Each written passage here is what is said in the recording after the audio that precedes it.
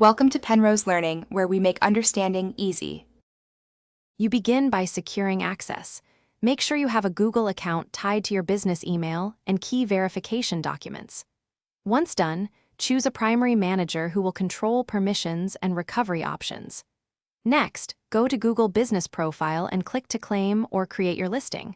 Follow prompts to enter business name, address, phone, and category. Make sure to add a recovery phone and secondary email so you can restore access quickly if you lose credentials.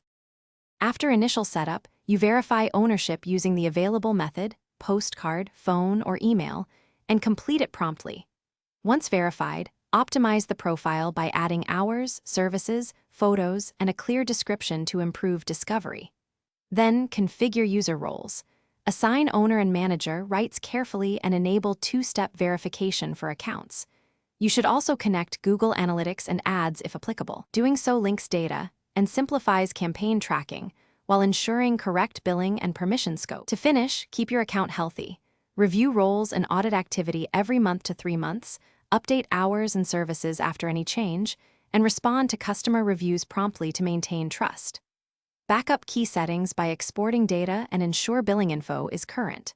If you get locked out, immediately use recovery email or phone and follow Google's account recovery flow.